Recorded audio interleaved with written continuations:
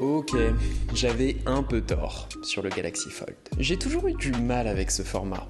Comparé à un smartphone traditionnel, je suis toujours un peu frustré entre l'usage d'un écran externe étroit et d'un écran interne trop carré pour afficher correctement certaines applications Android.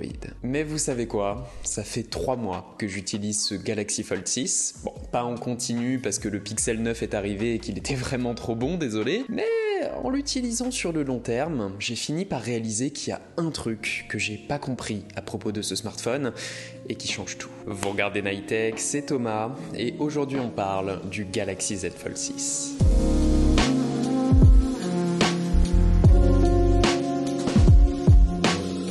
C'est marrant parce qu'à la base je comptais pas forcément faire de vidéo sur le Galaxy Z Fold 6 parce que pourquoi en faire une ? Bon ok, on a le droit à un nouveau design quand même cette année. Le Fold se paie une jolie cure de minceur et surtout il reprend les codes des Galaxy Ultra en adoptant un profil rectiligne avec des tranches plates et affirmées.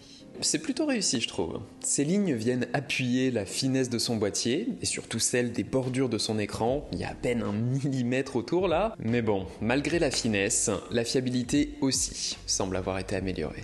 La charnière, pièce maîtresse de tout format pliant, a été à nouveau améliorée. Elle donne un ressenti plus ferme que par le passé, avec moins d'à-coups, et toujours sans grincement ou bruit quelconque, à part le claquement satisfaisant de sa fermeture. C'est toujours une jolie démonstration d'ingénierie mécanique qui permet de découvrir ce que je percevais comme étant la faiblesse du Galaxy Fold, ces deux écrans. 6,7 pouces étroit à l'avant, 7,6 au format carré dedans, tous les deux en AMOLED 120 Hz avec un gros boost de luminosité cette année. 2600 nits contre 1750 l'an dernier il me semble. C'est un point non négligeable, surtout sur l'écran interne, mélange de plastique et de verre, qui prend pas mal les reflets et qui révèle en partie son pli lorsque l'écran n'est pas assez lumineux pour son environnement. Bon, je m'y attarde pas parce qu'on est habitué, mais ces deux écrans claquent. Samsung est le roi là-dessus. Et non, malgré les reflets, la pliure du Fold c'est pas un problème, on s'y habitue. Et non, le problème c'est pas non plus les quelques faiblesses techniques qui sont liées au format pliant. Autonomie un petit peu faiblarde, avec un usage un peu appuyé dans le TGV des vacances, j'ai eu du mal à finir la journée. Partie photo franchement bof aussi, face à un Galaxy S. Et toujours des questions sur la fiabilité de ces formats au-delà de 3-4 ans d'usage. Tout ça on le sait. Mais non, le problème que personnellement j'avais avec le Fold, c'est que j'essayais d'y retrouver le même usage que sur mon smartphone classique. Quand tu fais ça, bah ouais, t'es sans arrêt coincé entre l'écran extérieur trop étroit, l'intérieur trop carré. J'y retrouvais pas le confort d'un iPhone ou d'un Pixel. Vous savez, ce côté immédiat. Aucune question à se poser sur la forme, toujours disponible avec un design fiable et éprouvé. Et la vérité, c'est que si vous êtes attaché à cette expérience-là et qu'elle répond entièrement à vos besoins, prenez pas du pliant. Il n'y a pas de problème avec le format traditionnel du smartphone. Mais justement, le Galaxy Fold 6 n'est pas un smartphone traditionnel et donc, à raison, il propose une expérience différente.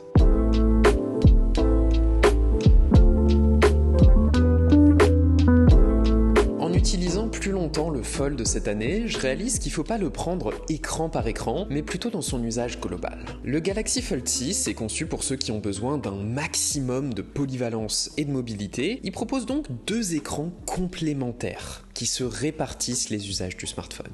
Replié, t'as le format parfait pour accéder à tes usages courants. La gestion des musiques, la navigation sur Twitter, répondre à des SMS, les appels, Google Chat, Message Teams, Instagram, Threads, la navigation sur Maps quand t'es en train de marcher dans la rue. Toutes ces situations où la compacité, la capacité à naviguer à une main du bout du pouce, ce que permet de faire facilement le format du Fold, ça fait du bien. C'est là que t'apprécies le nouveau design du Fold 6 d'ailleurs, avec quelques millimètres et grammes en moins et surtout des nouvelles tranches qui sont facile à agripper, ça fait du bien. Ensuite, dès que ta posture te permet de profiter davantage de ton smartphone, hop, tu déplies, usage à 2 mains, immersion au top et format carré.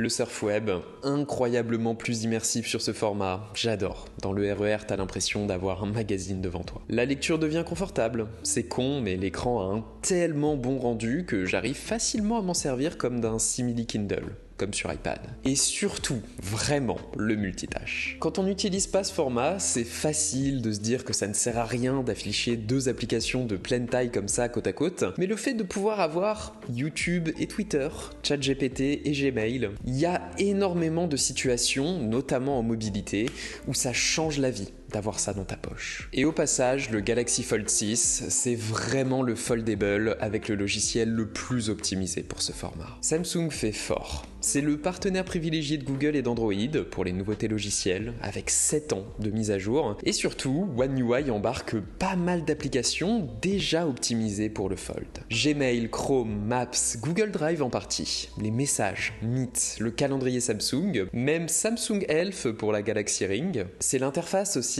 T'as ce dock d'applications miniatures en bas pour passer d'une app à l'autre facilement, et t'as des raccourcis simples et surtout fluides pour mettre en place du multitâche. Aujourd'hui, il faut reconnaître à Samsung qu'ils passent du temps sur leur expérience logicielle et sur les détails, et sur un format pliant, ça fait la différence. Et le truc cool, c'est qu'avec le dernier Snapdragon 8 Gen 3 et 12 Go de RAM, t'as les moyens techniques d'en profiter sans aucune hésitation. Et encore une fois, le confort avec le Fold, c'est que t'as ce potentiel d'un côté et le côté pratique d'un mini smartphone de l'autre, les usages étant bien séparés et clairs quand tu le prends en main. Il faut pas essayer de tout faire sur l'un ou l'autre écran, il faut les prendre chacun pour les usages qui sont adaptés.